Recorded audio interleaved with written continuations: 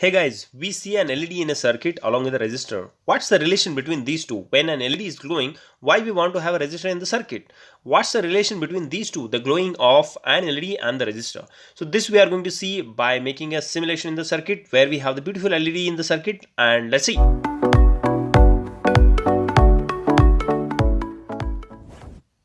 So this is our simulation circuit where we are having a 3 volt of power supply, a resistor of valuing 30 ohm and a beautiful LED. So let's simulate this.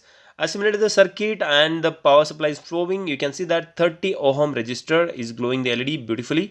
Now I'm going to increase the resistance. You can see that there is a drop in the forward current and it is going to go less than 5 milliamps. Hence the LED has stopped working. There is no any glowing of an LED.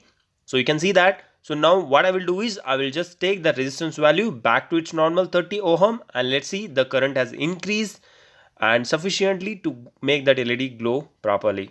I will decrease the resistor below that and see because of the less resistance the LED has got burned out. That means the resistance value is less, the rise in temperature has happened and the LED has got burned out. Let's make it normal to 30 ohm and see the current has came down to its normal below 40 milliamps and it's working beautifully. Now let's make one more experiment where we are going to change the voltage from 3 volt to 5 volt. So let's see whether this 30 ohm resistor will work with it. No, it's not working. You can see that the current which was earlier normally, now it has gone beyond 90 milliamps. So the LED is not working, it has burned out. So hence I need to have a resistance value which is more than 30 ohm.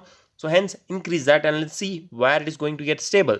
So here it has got stable. That means the sufficient resistance has reached 75 ohm and the LED is working beautifully. The current has come down. You can say the current has come down less than 40 milliamps and the LED is working properly.